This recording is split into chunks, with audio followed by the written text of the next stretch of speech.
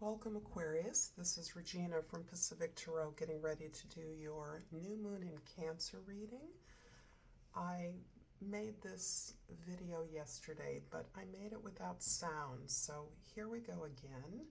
The new moon was yesterday, and it is in Cancer, opposing the outer planets, Pluto, and making a more favorable trine to Uranus and Neptune.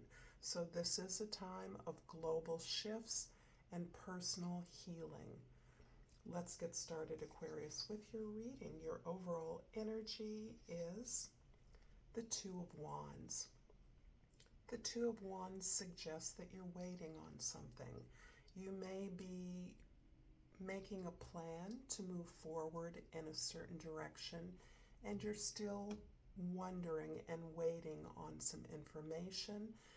In fact, this card suggests the energy that is resonating with this new moon in Cancer, that of allowing yourself to process the feelings and emotions that have resulted from the changes you've made, the work you've been doing, the revelations that have occurred to you as you have done some deep inquiry into your own patterns that have felt restrictive, taking responsibility for the things that haven't worked out for you, the things that appear to be obstacles or holding you in a stuck place.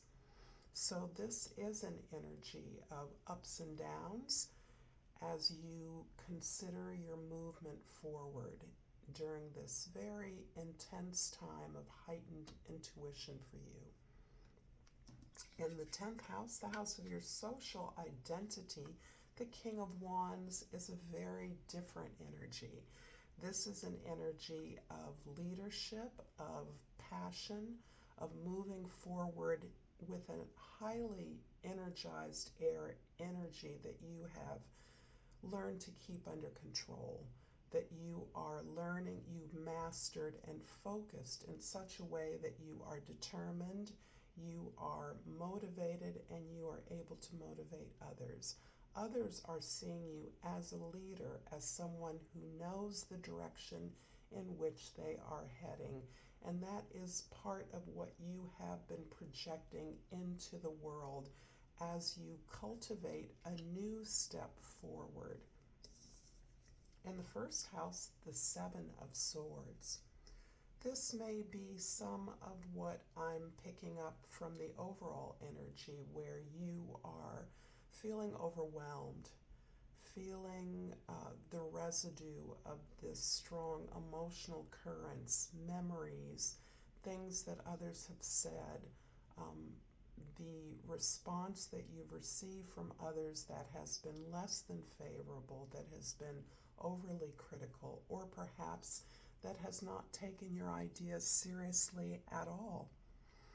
This is you ruminating on that, in some ways strategizing the way forward, but in a way that is taking you out of your present, keeps pulling you back to the past, to episodes of sabotage in your past that blocked you. They certainly hurt you, although you're appreciating the value, the validation that your haters may be giving to your projects, your ideas, your energy.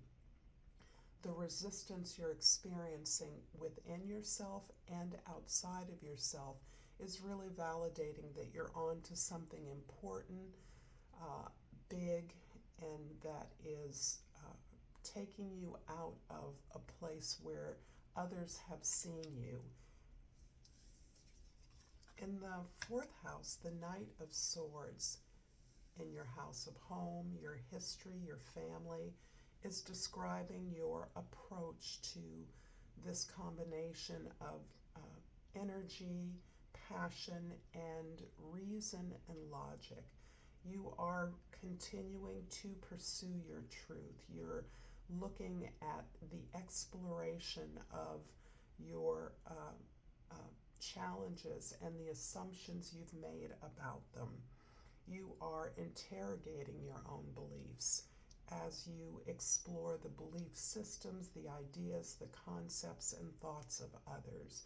You are inviting those in as part of your consideration, and you are looking at facilitating the pursuit of truth through the gathering up of information about new ideas and new inspirations. In the seventh house, the house of your significant others, we have the Nine of Pentacles. The Nine of Pentacles is a card of stability, security, and safety. And in many ways, I see you looking at your relationships from a vantage of your own cultivated garden, your own lavish, comfortable, safe place. And you are feeling that you know how to cultivate your own ideas, your own experience. However, you find yourself in such a positively independent place that you recognize you're in a position to invest in others. This is an investment that feels safe because it doesn't jeopardize your stability, but you are feeling comfortable and safe in your own space. You're not terribly motivated to move beyond the garden wall, but you are aware that you have something important to contribute. In the first house, the Seven of Swords is clarified by the Two of Cups in the second house and the Eight of Coins in the third house. It's interesting that I see yourself cultivating your own best relationship with yourself. And you're doing that by this continued commitment and ongoing development of self. You are recognizing that your personal evolution can be improved upon by cultivating the skills that are your strength. You're really working at improving those qualities that you know you're good at. And you're understanding that as you take on the ability to change yourself, that is the impact that is rippling out into your other relationships. So I see you gathering courage as you contemplate the many changes that you've been through and a lot of the emotional undercurrent of that, but you're responding to that deep need for connection within yourself and in having an impact on the world. The Knight of Swords in the fourth house is clarified by the Two of Coins in the fifth house and the Ten of Cups in the sixth house. We have 3 twos on the table, so this is really, again, a reflection of this powerful energy of the new moon in Cancer. You are deeply reflecting in all areas of your life. You are looking at the practical methods and ability you have to make connections, to create a plan. You are also looking at your ability to contribute to this community that is an extension of this strengthened relationship with yourself. So as the relationship with yourself is reflected in all of your relationships, you are working most productively in an environment where you are working with others who similarly share the same value, attach the same value to sharing of information, being vulnerable, being supported, and doing that for each other. So this community of sharing and growth and valuing abundance that is beyond material, the abundance of feeling good, the abundance of pleasure and joy in community is the value that you have resolved to work within. And that's what's surrounding you and allowing you to do a lot of this personal reconsideration of your recent healing experiences, the desire to grow into the things that you know you're good at. The Nine of Pentacles in the 7th house is clarified by the Four of Coins in the 8th house and the Nine of Cups in the 9th house. I definitely sense this ability to be firm in your foundation, to be practical, to be grounded in all of your efforts in working and sharing resources with others.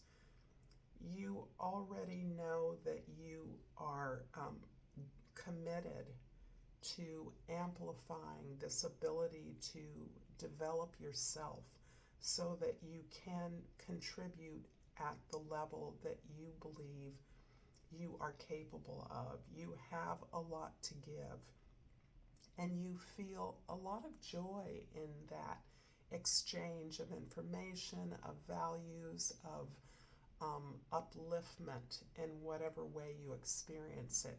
You certainly are finding the maximum joy in being able to circulate, contribute, or distribute information and exchange at great distances. So you are particularly involved in pursuing that truth among a diversity of cultures, locations, or communities.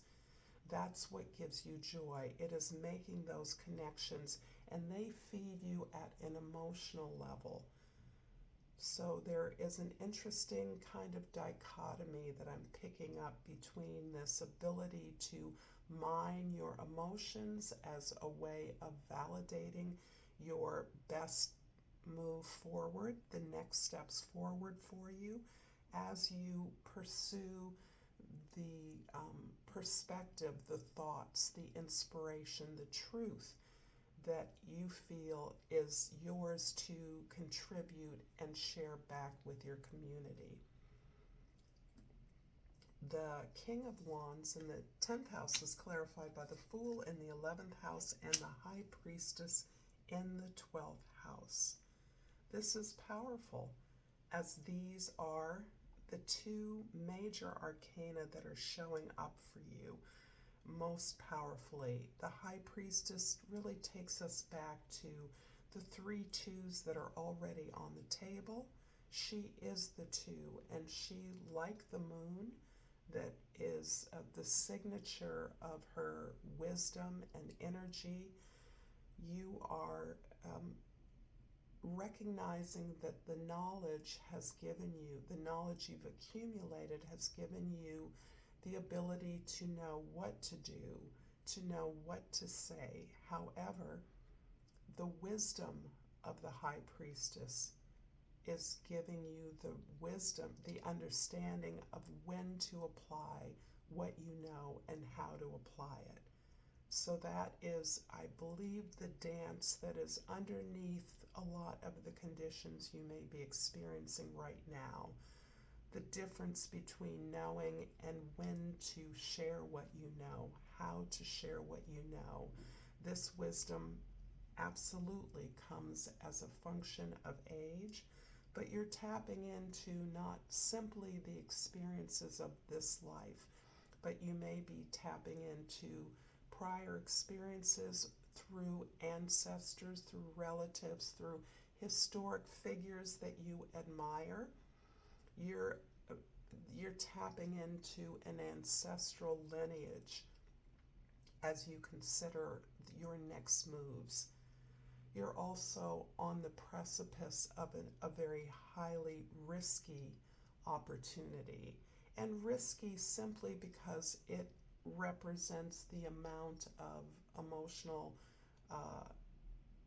experience, not baggage, but experience that you are processing, you have learned from, and that you now feel secure in accumulating in your bag of memories. In this case, the Fool and the High Priestess are working hand in hand so that you have continued to invest in yourself, which has been a function of your faith and belief, and in your sense that your own power, your own innate power, which is perfectly resonating with the energy of this new moon in Cancer. So the nature of power you have been exploring for years as part of your own healing journey, but the relationship to power and how you can powerfully impact your community, your environment, is what you're now undertaking, considering undertaking in a big way. You're part of a global community and you're very conscious of that. But the wisdom that you are able to employ, that you're able to invest in this new move, this new journey that you're undertaking, is coming from an accumulation of experience that you are uniquely able to tap into at this time. I hope this is resonating for you, Aquarius. I'm struggling with my words. I hope that this is comprehensible to you. And if you resonate with this reading, please like and subscribe to my channel, Pacific Tarot. I pulled this crystal called the Scolecite, and the key word is peace. I am an instrument of peace. And I've also pulled a wild unknown archetype card, the ocean. And I will explore this in a little more fully, but for now, I want to share with you just some of the wisdom of the ocean card. The ocean represents the unconscious, the depth, the incomprehensible. The ocean displays every emotion without shame. To witness its glassy moonlit surface and its unforgiving storm is to know the full spectrum of the human experience. I hope this has been helpful. I appreciate your time. Until next time, Aquarius, namaste.